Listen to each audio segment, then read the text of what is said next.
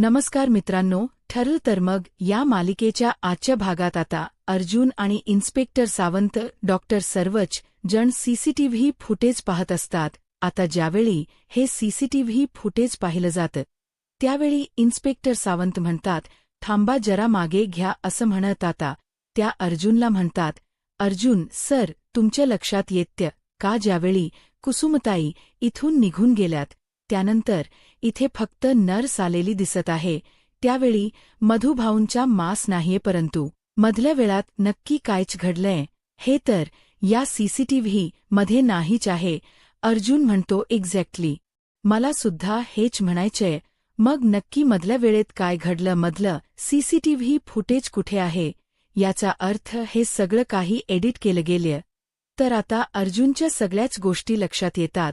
तर इन्स्पेक्टर सावंत म्हणू लागतात, अर्जुन सर आता या सगळ्या गोष्टी आपल्याला व्यवस्थित लक्ष घालून या सगळ्या गोष्टीची चौकशी करावी लागणार आहे. या सगळ्याचे इन्व्हेस्टिगेशन करावं लागणार आहे. तर ज्या व्यक्तीने मधुक भाऊंचा मास्क काढलेला असतो ती व्यक्ती बाहेर उभं राहून हे सगळं काही ऐकत असते. हे सगळं काही त्याने सिक्युरिटीच्या मदतीने केलेलं असतं आणि म्हणूनच तो म्हणतो करा जेवढं इन्व्हेस्टिगेशन करायचं आहे ना तेवढं करा, परंतु मधुकर पाटील यांचा मास्क कोणी काढला आहे तुम्हाला कधीच कळणार नाही. त्यांना मार सांगण्याचा कोण प्रयत्न करत आहे हेही तुम्हाला कळणार नाही. आता ती व्यक्ती तिथे असणाऱ्या सिक्युरिटी गार्डला म्हणते की या पुढची सगळी बातमी मला देत रा, आतमध्ये नक्की काय घडते हे मला कळायला हवं असं म्हणत ती व्यक्ती तिथून निघून जाते.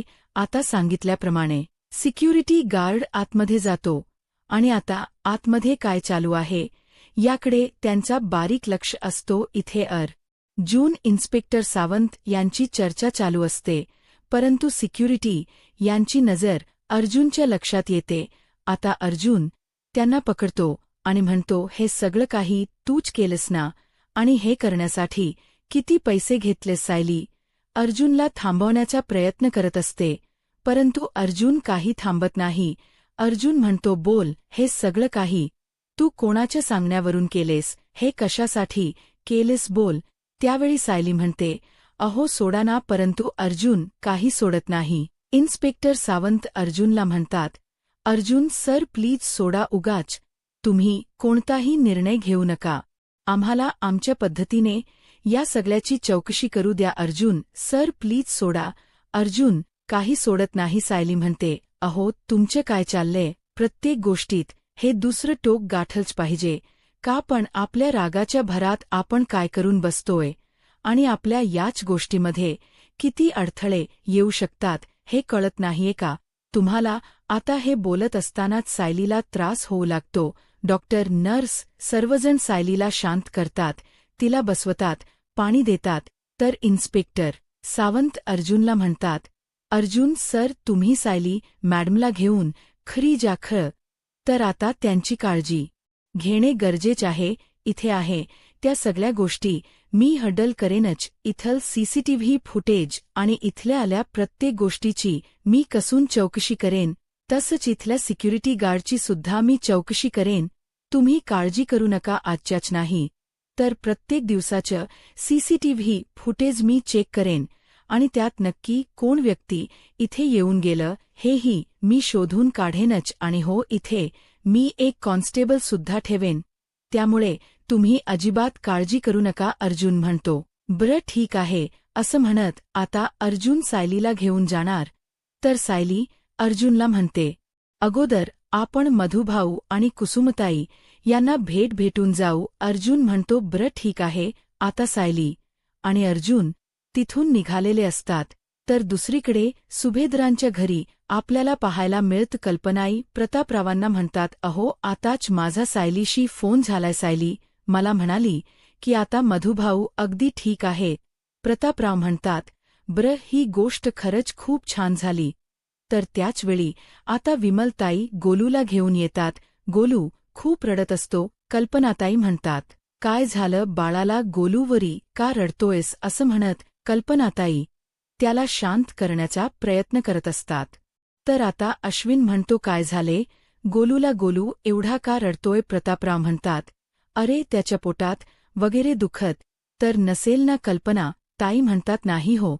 तर अश्विन म्हणतो मी तर डॉक्टरकडे घेऊन जाऊ का. तर कल्पनात ताई म्हणतात नाही, त्याची काहीही गरज नाहीये. तो रडतोय कारण त्याला आईची गरज आहे. अजूनपर्यंत अस्मिता घरी आली नाहीये. अश्विन, तू एक काम कर अस्मिताला फोन कर. आता अश्विन अस्मिताला फोन करायला मोबाईल हातात घेणार, परंतु त्याचवेळी धावत पळत अस्मिता घरात येते आणि म्हणते काय झालं माझ्या बाबूला, काय झालं माझ्या गोलूला. असं म्हणत ती त्याला जवळ घेते आणि अगदी मायेनेच त्याच्या डोक्यावरून हात फिरवत म्हणते काय झालं माझ्या गोलूला. मम्माला उशीर झाला यायला, सॉरी बाबू सॉरी असं म्हणत ती त्याला शांत करते. तर आता कल्पनाताई म्हणतात अस्मिता तर अस्मिता म्हणते मम्मा मला यायला. तर कल्पनाताई म्हणतात अस्मिता आता काहीही बोलू नकोस, अगोदर त्याला रूममध्ये घेऊन जा आणि शांतच झोपव. कल्पनाताई खूप चिडलेले असतात. अस्मिता म्हणते हो अस्मिता, आता गोलूला रूममध्ये घेऊन जाते. तर इकडे कल्पनाताई प्रतापरावांना म्हणतात अहो आता तरी आपल्याला अस्मिताशी बोलायलाच हो, तिचं काय चाललंय हे तिला विचारायलाच हो. प्रतापराव म्हणतात हो आपण बोलू तिच्याशी. अश्विन म्हणतो काय चाललंय म्हणजे. तर आता घडलेला सर्व प्रकार कल्पनाताई अश्विनला सांगू लागतात. आता मात्र अश्विनला सुद्धा काहीच कळत नसतं. अश्विनला सुद्धा अस्मिताची आणि गोलूची काळजी वाटत असते. तर दुसरीकडे अर्जुन आणि सायली घरी यायला निघालेले असतात, परंतु सायली आणि अर्जुनच्या डोक्यातून विचार काही जात नसतात. सायली अर्जुनला म्हणते मला खरंच खूप भीती वाटते. मला अगोदर वाटायचं की हॉस्पिटलमध्ये तरी मधुभाऊ सेफ असतील, परंतु तिथे सुद्धा त्यांच्या जीवाला धोका आहे. तिथे सुद्धा कोणीतरी त्यांना मारण्याचा प्रयत्न केलाय, कोणीतरी यांचा जीव घेण्याचा प्रयत्न केलाय. हे सगळं कोणी का केलं असेल आणि कशासाठी. तर अर्जुन सायलीला म्हणतो की मी सुद्धा तोच विचार करतोय. तर सायली अर्जुनला म्हणते मला पक्की खात्री आहे की हे सगळं काही महिप्तच काम असणार, कारण मधुभाऊंमुळे साक्षीचं संपूर्ण आयुष्य उद्ध्वस्त झालंय ना, त्याचंच तो सूड घेत असेल. अर्जुन म्हणतो नाही, महिप्त आता जेलच्या बाहेर आलाय, त्यामुळे तो एवढी मोठी रिस्क तर नाहीच घेणार. तर सायली म्हणते नागराज आणि प्रिया जेलमध्ये राहून असं काहीतरी करत असतील असं मला नाही वाटत आहे. मग हे नक्की कोणी केलं असेल. सायली आणि अर्जुन विचार करत असतात, परंतु त्यांना काहीच कळत नसतं की नक्की हे सगळं काही कोणी केलंय. आता दोघंही एकत्रच विचार करतात आणि एकत्रच म्हणतात साक्षी आणि सचिन. तर आता अर्जुन म्हणतो करेक्ट. आता इथे मात्र ज्या व्यक्तीने हे सगळं काही घडवून आणलेलं असतं ती व्यक्ती सायली अर्जुनच्या मागावरच असते. त्या व्यक्तीची गाडी त्यांच्या मागावर असते. आता इकडे सायली आणि अर्जुन या सगळ्या गोष्टीने खूप चिडलेले असतात. सायली अर्जुनला म्हणते या सगळ्या गोष्टी आपल्या अगोदरच लक्षात यायला हव्या होत्या. साक्षी शिकरे काहीही करू शकते, जी व्यक्ती पोलिसांना चकवा देऊ शकते ती व्यक्ती फरार आहे, ती व्यक्ती काही करेल. आणि आता साक्षी फरार आहे याचा अर्थ ती इथेच कुठेतरी जवळपास आहे आणि आता तेच मधुभाऊंच्या जीवावर उठली आहे. तर आता अर्जुन म्हणतो आणि तिला सचिन मदत करतोय. तर सायली अर्जुनला म्हणते तुम्ही आपला हा संशय इन्स्पेक्टर सावंत यांना बोलून दाखवाल का. तर अर्जुन म्हणतो की हो मी नक्कीच बोलेन आणि मला खात्री आहे की इन्स्पेक्टर सावंत या सगळ्या गोष्टींचा नक्कीच शोध घेतील. हे सगळं काही कोणी केलं हे ते शोधून काढतील. आता सायलीला प्रतिमा हत्यांचा फोन आलेला असतो. सायली म्हणते प्रतिमा हत्यांचा फोन असं म्हणत सायली फोन उचलते आणि म्हणते हो प्रतिमा हत्या, आम्ही येतच आहोत, वाटेतच आहोत, जवळच आलोय, हो येतो असं म्हणत सायली फोन ठेवते. तर आता सायली अर्जुनला म्हणते की प्रतिमा आते आपली वाट बघतायत, लवकर चला. आता सायली आणि अर्जुन इथे किल्लेदारांच्या घरी निघालेले असतात, परंतु ती व्यक्ती मात्र अजूनही सायली अर्जुनच्या मागावरच असते. तर दुसरीकडे सुभेदारांच्या घरी आपल्याला पाहायला मिळतं की सर्वजण एकत्र जेवणासाठी बसलेले असतात. तर आता अस्मिता कल्पना ताईंना विचारते मा स्मित खूप रडत होता. काग तर कल्पनात ताई म्हणतात, मग मी तुला काय सांगते अस्मिता, अगं एवढ्या छोट्या बाळाची आई जर तासनतास त्याच्यापासून दूर गेली तर ते बाळ रडणारच ना, त्याला आईची आठवण येणारच ना. तर आता अस्मिता म्हणते, अगं मम्मा मी हिरवी कुठे जाते सांग ना ग, जरा काम होतं म्हणून मला 2 दिवस बाहेर जावं लागतंय. तर प्रतापराव म्हणतात, जावं लागतंय म्हणजे असं काय कंपल्शन आहे सांग ना अस्मिता. तुला आता अस्मिताला काय सांगावं काहीच कळत नाही. अस्मिता शांतच होते. आता अस्मिता खोटं उत्तर देत म्हणते, मी माझ्या मैत्रिणीच्या घरी गेले होते. मी म्हटलं ना माझ्या मैत्रिणीला बरं वाटत नाहीये. मग मैत्रिणीला बरं वाटत नसताना तिची सोबत नको का द्यायला. तर कल्पनात ताई म्हणतात, अगं पण मी म्हटलं होतं ना की मी गोलूला घेऊन तुझ्या सोबत येते.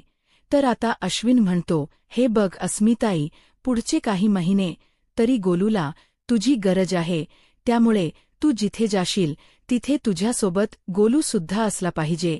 तर अस्मिता म्हणते, मला सगळं काही कळते पण खरंच एवढी गरज नसती तर मी खरंच बाहेरही गेले नसते.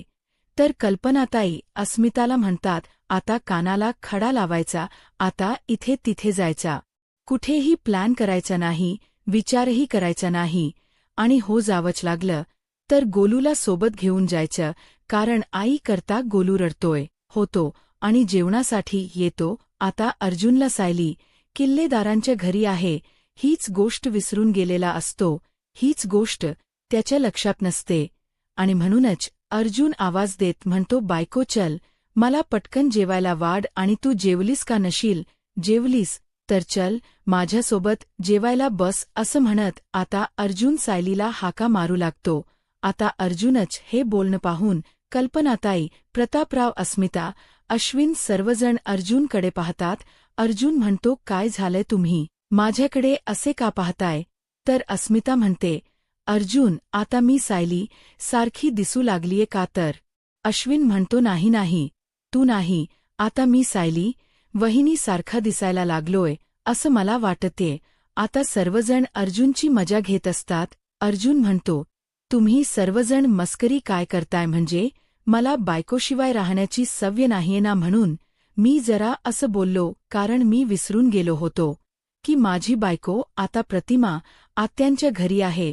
तर प्रतापराव म्हणतात, अर्जुन अरे तुला बायको बायको करायची इतकी सवय झाली आहे ना की आता तर तुला तुझ्या बायकोशिवाय करमतच नाहीये. आता अर्जुन सायलीला मिस करत असतो. तर त्याचवेळी अर्जुनच्या फोनचा अलार्म असतो. तर कल्पनात ताई अर्जुनला म्हणतात, हे बघ तू जरी विसरलास ना तरी तुझा हा मोबाईल सतत तुला सायलीची आठवण करून देत राहील. तर आता अस्मिता म्हणते, बरं झालं आमच्या मोबाईल मधील अलार्म तरी बंद केले आहेत. तर प्रतापराव म्हणतात, हो ना, पण बाय द वे हा अलार्म कशासाठी होता. तर आता अर्जुन म्हणतो, माझ्या बायकोची झोपण्याची वेळ झाली आहे, 1 मिनिट ती झोपली कमी बघतो असं म्हणत अर्जुन फोन करायला घेतो. तर अश्विन म्हणतो, वा दादा वा, म्हणजे जर आता सायली वहिनी झोपली असेल तर तू तिला कॉल करणार, उठवणार आणि तू तिला विचारणार झोपलीयस का. असं म्हणताच अस्मिता हसू लागते. आता पुन्हा एकदा अश्विन आणि अस्मिता अर्जुनची मजा घेत असतात. आता अर्जुनच्या लक्षात येतं की सायली कदाचित झोपली असावी. तर अर्जुन म्हणतो, हो हे पण अगदी बरोबर आहे, मग मी काय करू. सिनियरला फोन करतो, सिनियरला विचारतो की सायली झोपली आहे का असं म्हणत आता अर्जुन रविराज सरांना फोन करतो. रविराज सर पाहतात. तर अर्जुनचा फोन आलेला असतो. रविराज सर म्हणतात की बोल ज्युनियर. तर आता अर्जुन म्हणतो, सिनियर सॉरी, मी तुला फोन करून डिस्टर्ब वगैरे केलं. रविराज सर म्हणतात, नाही असं काही नाहीये, बोल काय झालंय. तर अर्जुन म्हणतो, काही नाही, असा सहज फोन केला होता, तुम्ही झोपलात का. रविराज सर म्हणतात, नाही आत्ताच जेवण झाली आहेत. अर्जुन म्हणतो, आत्ताच जेवण झाली आहेत. अरे तर आता बायकोच्या माझ्या झोपण्याची वेळ झाली आहे. तर रविराज सर म्हणतात, हो सायलीला प्रतिमाने लवकर जेवण दिलं होतं आणि आता ती झोपण्यासाठी सुद्धा गेली आहे. त्यामुळे तू एवढी काळजी करू नकोस. अर्जुन म्हणतो बरोबर आहे, ठीक आहे, सॉरी असं म्हणत आता अर्जुन फोन ठेवतो. प्रतापराव म्हणतात झालं का? तुझ्या मनात समाधान झालं असेल तर आता जेवूयात का आपण? तर अर्जुन खुश होत म्हणतो की हो नक्कीच असं म्हणत आता अर्जुन जेवायला सुरुवात करतो. तर दुसरीकडे सुमन काकू रविराज सरांना म्हणतात सायली झोपली की नाही हे विचारण्यासाठी अर्जुनने फोन केला होता का? तर रविराज सर म्हणतात हो त्यासाठीच त्याने फोन केला होता. पण कमला आहे ना अर्जुनची म्हणजे सायलीवर त्याच किती बारीक लक्ष असतं ना सायलीच्या प्रत्येक गोष्टी अगदी तो काळजीपूर्वक सांभाळत असतो. मग ती इथे असू देत किंवा मग ती तिथे असू देत, पण अर्जुन काळजी करायचं काही सोडत नाही. इथे अर्जुनने काही अद्याप जेवणाला सुरुवात केलेली नसते कारण अर्जुनच्या डोक्यात तोच विचार चालू असतो. अर्जुन म्हणतो ती खरंच झोपली असेल का? सिनियर म्हणाला की त्यांची आताच जेवण झालीत. मग सायली सुद्धा आताच जेवली असेल का? आता सर्वजण अर्जुनकडे पाहत असतात. अर्जुनची बडबड मात्र चालूच असते. अर्जुन म्हणतो कदाचित तिनेच सिनियरला सांगितलं नसेल ना, म्हणजे ती माझी मस्करी तर करत नसेल ना, तिनेच असं सांगायला सांगितलं असेल. तर आता मात्र अर्जुनची ही बडबड ऐकून कल्पना ताईंना हसायला येतं. त्यांचं हसू काही आवरत नाही कारण अर्जुन पूर्णपणे सायलीमध्येच हरवून गेलेला असतो. तर अर्जुन म्हणतो नाही पण ती सुद्धा इथे अशी मस्करी करते ना करते की नाही, म्हणजे ही सगळी काही कदाचित तिने मस्करीच केली असावी. मी एक काम करतो, सिनीर खोट बोलत असेल का? तर कल्पनाताई अर्जुनला म्हणतात अरे पण रविराज भाऊजी खोट का बोलतील? अर्जुन म्हणतो ते पण आहे, तो कधी खोट बोलत नाही. सिनियर खोट बोलला नसेल असं म्हणत अर्जुनला काय बोलतोय त्यालाच कळत नसतं. अर्जुन म्हणतो मी एक काम करू का? मी सुमन काकूला विचारू का? म्हणजे मी एकदा क्रॉस चेक करतो. कल्पनाताई म्हणतात अर्जुन म्हणतो एकदा. कल्पनाताई म्हणतात बरं ठीक आहे. आता अर्जुन सुमन काकूंना फोन करतो. सुमन काकू म्हणतात अर्जुनचा फोन. अरे बोल अर्जुन म्हणतो सुमन काकू खरंच सायली जेवून झोपली आहे का? तर आता सुमन काकू म्हणतात अरे हो आताच तुला भाऊजी म्हणालेत ना की सायली जेवण झाल्यानंतर झोपायला गेली आहे. तर अर्जुन म्हणतो हो, पण खरंच ती झोपली असेल का की फक्त ती अशी पडून असेल? तर सुमन काकू म्हणतात अरे नाही, मी आताच तिच्या रूममध्ये जाऊन आलीय आणि ती शांत गाढ झोपलीय. तुला विश्वास बसत नाहीये का? मी तिच्या आता खोटं पाठवू का तुला? असं म्हणत आता सुमन काकू अर्जुनला म्हणतात तुला मला वाटत फोटोच पाठवावा लागेल तरच तुझा विश्वास बसेल. अर्जुन म्हणतो नाही, नको फोटो नको, कारण फोटो काढण्यासाठी रूममध्ये जाल तिथे आवाज होईल आणि मग तिला त्रास होईल ना, तिची झोप मोड होईल आणि तिला आणि बाळाला दोघांनाही त्रास होईल. नाही, खोटो अजिबात नको. आता अर्जुनचीही काळजी पाहून कल्पनाताई प्रतापराव यांना काय बोलावं काहीच कळत नाही. आता इथे सुमन काकूंना सुद्धा अर्जुनच कौतुक वाटत असतं. अर्जुन सुमन काकूंना म्हणतो ब्र तुम्ही सुद्धा आराम करा, गुड नाईट असं म्हणत अर्जुन फोन ठेवतो आणि म्हणतो खरंच सायली झोपली आहे. तर अस्मिता म्हणते काय अर्जुन, अरे एकाने तुला सांगितलं ना की सायली झोपली आहे म्हणून, आणि परत तू दुसऱ्याला कॉल करून रॉस चेक करतोयस का? अर्जुन काय चाललंय तुझं? अर्जुन म्हणतो नाही असं काही नाही, फक्त कन्फर्म करण्यासाठी, बाकी काही नाही. तुम्ही जेवा असं म्हणत अर्जुन सर्वांना जेवायला सांगतो.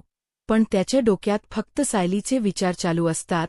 अर्जुन म्हणतो सिनियर म्हणाला की ती जेवून झोपलीये. सुमन काकूसुद्धा तेच म्हणायल्यात की ती जेवून झोपलीये, पण तरीसुद्धा एकदा क्रॉस चेक करतो. प्रतिमा आत्यालाच कॉल करतो असं म्हणत अर्जुन आता प्रतिमा आत्यांना फोन करण्यासाठी मोबाईल हातात घेतो. परंतु आता घरातील सर्वच जण एकत्र मोठ्यानेच बोलतात की आता गप्प जेव. आता मात्र अर्जुन भानावर येतो आणि घाबरूनही जातो. आता अर्जुन म्हणतो हो जेवतोय ना, पण ती झोपलीये की नाही? आता कल्पनाई ज्यावेळी मोठे डोळे करून अर्जुनकडे पाहतात त्यावेळी मात्र अर्जुन निमूटपणे जेवायला सुरुवात करतो. जेवण झाल्यानंतर आता अर्जुन झोपण्यासाठी जातो, परंतु त्याला काही झोप लागत नसते.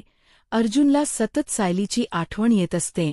तो सायलीला खूप मिस करत असतो आणि म्हणूनच अर्जुन त्याच्या मोबाईल मधील सायलीचा फोटो पाहत असतो. आता अर्जुनला ते सर्व क्षण आठवतात, ज्यावेळी सायलीने आनंदाची बातमी सांगितलेली असते आणि सायली अर्जुनला विचारते, म्हणजे तुम्ही तुमच्या बाळात स्वागत करताय ना? तर अर्जुन बेडवर उभा राहत म्हणतो, मी तर खूप मोठं सेलिब्रेशन करणार, अख्ख्या जगाला ओरडून सांगणार आहे की मी आता बाप होणार आहे. सायली अर्जुनला थांबवण्याचा प्रयत्न करत असते, परंतु अर्जुनचा आनंद काही गगनात मावत नसतो. अर्जुन सायलीला खूप मिस करत असतो. त्याने सायली सोबत घालवलेले प्रत्येक क्षण त्याला आठवतात. सायलीने दिलेली आनंदाची बातमी आणि त्यानंतर अर्जुनने घेतलेली काळजी, हे सर्व क्षण त्याला आठवत असतात. आता अर्जुन पुन्हा एकदा सायलीच्या उशीकडे पाहतो. उशी मात्र तशीच रिकामी असते, कारण त्या उशीवर झोपण्यासाठी सायली तिथे नसते आणि आता अर्जुनला सायलीची खूप आठवण येत असते. आता अर्जुन उशीलाच आपली बायको सायली समजत असतो आणि किस करत म्हणतो, माझी गोड बायको, खरं सांगू का मी माझ्या बायकोला सायली, अग तुला खूप मिस करतोय, खूप मिस करतोय सायली. अग तुझ्याशिवाय ही फक्त खोलीच नाही तर माझं आयुष्यसुद्धा रिकामी आहे. हे बोलत असताना सुद्धा अर्जुनच्या डोळ्यात सायली विषयीच प्रेम आणि अश्रूही असतात. अर्जुन हट्टाला पिटलेला असतो आणि म्हणतो, मला आता तुला भेटायचंय, आता मला तुला बघायचं आहे. मी आता जाऊन सायलीला भेटू शकतो, म्हणजे मी सिनियरच्या घरी तर कधीही जाऊ शकतो. असं म्हणत आता अर्जुन एवढ्या रात्री सायलीला जाऊन भेटायचं ठरवतो, तिला बघायचं ठरवतो. तर येणाऱ्या पुढील भागामध्ये आपल्याला पाहायला मिळतं प्रतिमा हत्या. आता सायलीला तन्वीची ड्रॉइंग बुक दाखवतात आणि म्हणतात, हे तन्वीने या घरात काढलेलं हे शेवटचं चित्र आहे. आता ते चित्र पाहिल्यानंतर सायली अस्वस्थ होते. ते चित्र तिच्यासाठी ओळखीच वाटत असतं. तर दुसरीकडे आपल्याला पाहायला मिळतं की सचिन आता प्रियाला भेटण्यासाठी इथे जेलमध्ये आलेला असतो. तर प्रिया सचिनला आता आश्रमात गेलेली असते आणि त्या भिंतीवर काढलेलं चित्र सायली पाहते. तर त्यावेळी कुसुमताई सायलीला म्हणतात, मधुभाऊ सांगत होते की हे चित्र तू लहान असताना काढलं होतं. आता सायली त्या चित्राकडे पाहते तर छोट्या तन्वीचा तिला भास होतो. ती तिच्या समोर उभी आहे असं सायलीला जाणवत असतं. सायली आता त्या तन्वीला आवाज देत म्हणते, कोण आहेस तू मला सतत अशी का दिसते, सतत मला तुझे भास का होतायत, असं म्हणत सायली आता तिलाला प्रश्न करू लागते. आता या प्रश्नाचं उत्तर सायलीला मिळेल का आपणच तन्वी आहोत, हे सायलीला कळेल. आता पुढे काय होईल हे पाहायला आत्ताच माझा महाराष्ट्र या यूट्यूब चॅनलला सबस्क्राईब करा. धन्यवाद.